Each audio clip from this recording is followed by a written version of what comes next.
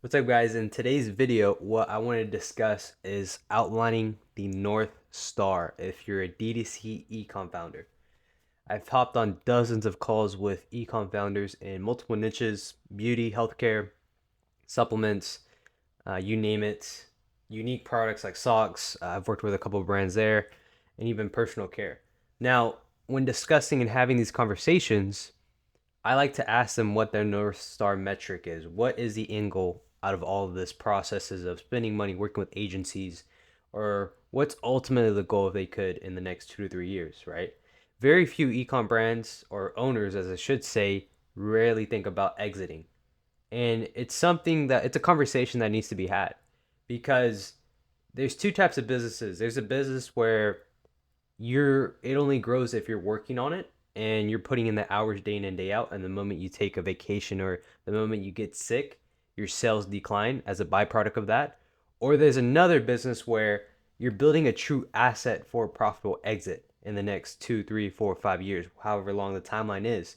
But essentially what happens is you're building an in-house team under one umbrella that understands the brand, understands the vision, and you can go and take a vacation and everything, the ship is going to run smoothly, right? It's still going to travel. So when it comes to the North Star metric, a business is only an asset if you make it an asset. A business is going to only grow if you choose to put in the hours to grow it. Now, what I see 9 times out of 10 is a brand owner comes across, they're so focused heavily on the product, the value of the product, and launching new products that they lack the skill set to market. So what happens is they go in, they outsource to a different agency or agency that specializes in content or does Facebook ads, right? So now the brand owner is giving the keys to the agency to drive the car. The thing is, let's look at the agency relationship. The agency only grows by signing more clients with higher retainers. So what happens is if you're a low ticket client to them, let's say that could even be like you're paying them 5K a month, but you're still on the lower side of the ticket, the attention to detail goes down significantly because they're more focused on their higher ticket clients to make sure that client doesn't churn out. So what happens is the process typically is the agency owner goes, gives your account to a junior media buyer who's fresh out of college or has limited experience in the marketing landscape. And then they go in and they're trying to push buttons, but they're not really moving the needle for your business to get you to capital efficiency because they're only messing with the ad account or media buying strategy. They're not really split testing offers, landing pages, creatives, or organizing the data accordingly. So I see this too many times where D2C founders say, "Oh, I'm tired of agencies. I've been burned so many times. These guys didn't know what they were doing. We're paying them this amount of money, and we didn't generate any results." Right? Well, you're kind of at fault for that because you're putting the future of your company into somebody else's hands. Which, if I look at it from a business to business setting, let's say you're a software company, or let's say you're an insurance company, you wouldn't outsource your sales team to somebody else or to a different company for your specific offer. It doesn't make sense because you know for a fact that they don't know the product as well as you do, and outsourcing it, you're just become another client to them. You're not really special, you're not unique. So the same way how a software company builds an in-house team, a remote team at that, is the same kind of ideology you need to bring into your marketing. You don't want to outsource your marketing because at the end of the day, when you go home at night or when you put your bed, when you're making your bed, you're about to go to bed, you brush your teeth, you're solely thinking about the business. Whereas if you outsource to somebody else, they're not really caring about your business. They care about their own business, right? So the key metrics to building in house comes from a couple of scenarios where it's you don't even need a big team to have an in-house success. It's really just a team of six. Number one is your growth consultant. A growth consultant or fractional CMO comes in your company and really manages the ships when it comes to marketing. They should come from an experienced background of accessing multiple access channels. They should have experience with Google, Facebook, TikTok, even some other platforms. And they come in and ultimately look at the sales funnel in its entirety.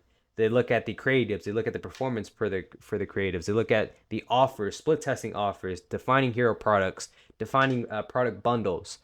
They come in and really bring new ideas and creativity from the sales funnel process with different SKUs, different bundles, right? They organize that. Now, underneath a growth consultant, you're going to have your junior media buyers or your media buyers that are in the day to day of the ad account, right? So these are guys that are constantly in the ad account, only focused on your brand, only on your focus on your product, and exclude what I said about junior. Typically, these guys could be junior or senior, but these are the guys really pushing the buttons and keeping track of data, so on and so forth. But they report back to the growth consultant as the growth consultant oversees the whole entire paid channels. Now, media buying isn't hard, especially in 2023. What Facebook is forcing you to do is go completely broad and let the pixel find the right pocket of audiences.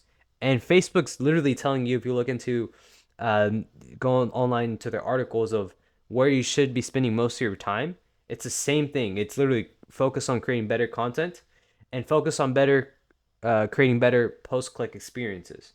So with that being said, media buying isn't hard. You just have to have better scenarios in the sales funnel that is going to yield the best user experience for your end consumer, whoever is consuming your content. Now, apart from your media buying team, as I mentioned, you have your growth consultant, you have your media buyers on board that oversees, like for one media buyer, they can do Facebook and TikTok. Another media buyer can do Google or some sort of other access channel, right? Doesn't really matter. And this is where if they're spending what, let's say if you're doing 10, 15K, 20K a month, but even then, like one media buyer can handle a decent amount of, like I would say, anywhere from 100K to 500K a month in ad spend, relatively easy. So with that being said, now let's look at the creative side. All you need is a creative strategist. A creative strategist encompasses the brand, builds out the creative briefs for your content creators to shoot. That's not really hard to find a creative strategist. And then from there, you're going to have side by side from the creative strategist is you're going to have your editor. Now, the editor, I would say, is more important than the creative strategist and even the content creators. The editor enhances the content. You have all these raw files together. The editor's goal is to make it as friendly or as native to the platform you're advertising on as possible, right? So, for example, if you're advertising on TikTok, you want TikTok native fonts, you want transition, scene changes every 2 to 3 seconds. If you're on Facebook, you can have more leeway, you can do longer videos. But the thing is, you want to make sure that the music is somewhat native to whatever's trending on that platform. You want to make sure the captions are native to whatever's on that platform. And you want to also have the fonts focus on iOS. A lot of people are on these ads scrolling through their iPhone, right? So with that being said, editor, creative strategist, and then content creators can literally be outsourced. With content creators, you can do a couple of things, and I'll create a separate video on like dialing in that creator system, but it's pretty simple. You either reach out to them, like there's a ton of people you can reach out via email. You can pull it through like TikTok, Twitter. You can pull it from like the TikTok creators marketplace. You can pull from a couple of the sites like Backstage, so on and so forth. You just reach out to them. Now, you literally just propose where you could do a couple things with compensation. You can pay them per video. Average rate would be like what, $60 to $90 per single video. From there, you can also set up an affiliate deal or affiliate program where you ship out product and you give them a commission off sales generated. That could be an upside for them. You can also do influencer marketing type deals where you gift them, and as mentioned, you give them some sort of affiliate code, or you can just there's a lot of angles you can tap into when it comes to creators. And as mentioned, creators, you can find them across everywhere. It's not hard to find content creators. From there, that's your in-house team. Literally, you have your media buying, you have your growth consultant, you have your creative team, your creative department, you have your creators producing UGC. Now, when it comes to static images, this is where, I mean, AI tech is literally bridging the gap so you can shoot statics. There's softwares in there as well to generate static images.